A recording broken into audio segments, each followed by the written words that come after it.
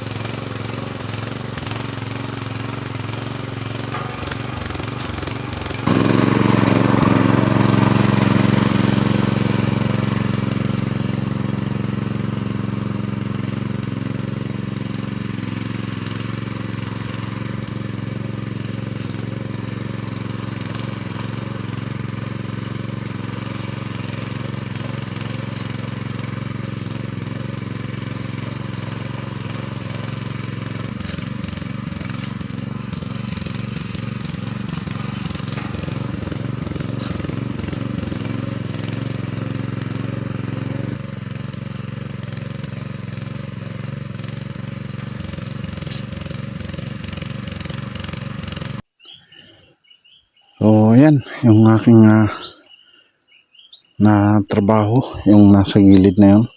At saka yun, ito naman po ay dati kong tinarabaho. Ito, yung nauna kong nirotor hanggang doon. Ayan, pwede na rin tayong magtanim ng pechay. Ayan, pwede na, yung doon. Saka yun, pwede nang magtanim ng pechay. Lalo na itong naunang to. Ayan. Naulanan po kagabi. Kagabi po ay umulan siya ng 2 beses. Daling madurog. Lalo na pag mabilad ng husto. Madali po siyang madudurog. Ating tataniman ng pechay. Atin lang pong bubudbud. Baka bukas siguro.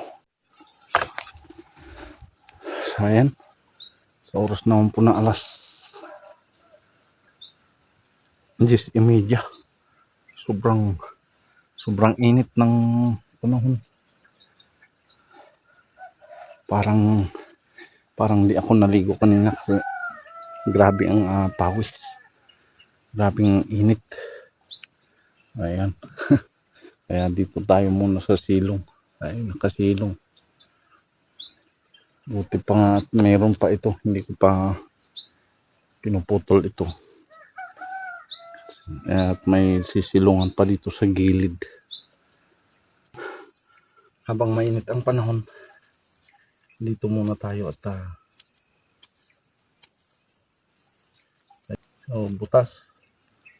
butas-butasan po natin sa gilid-gilid bago natin siya putulin. Saka ganun. Yan.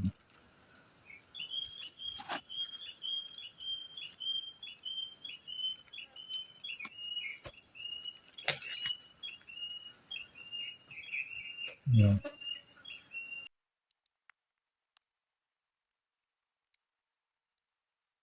So ito po yung aking ipupunla. Ayan o.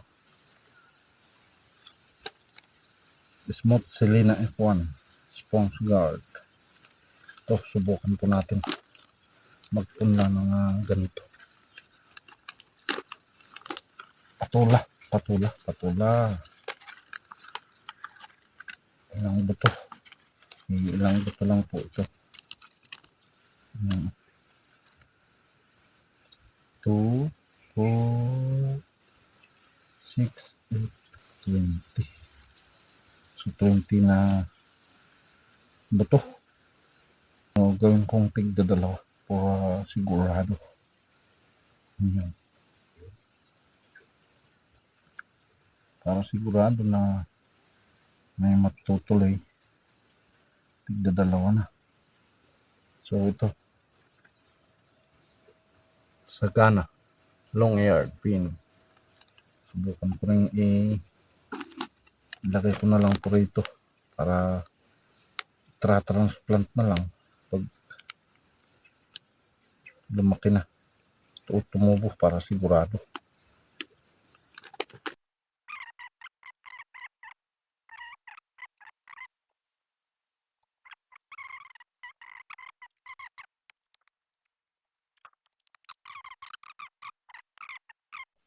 So ito na po yung tawag dito kasi patola. Smooth Selena Sponge Guard. Yan po yung aking tinanim na ito. Ginawa kong tigdadalawa. Tapos yung sitaw na yard long beans sagana. Yung ito. At saka yun yung F3 na bininhi kong ampalaya. Yan. Bali 20 na pat. 20 pat yung yun. Dito, ito. 2, 4, 6, 8, 10, 11, 12, 13, 14, 18 na pat. Saka ito. 2, 4, 6, 8, 10, 11. Bali 11.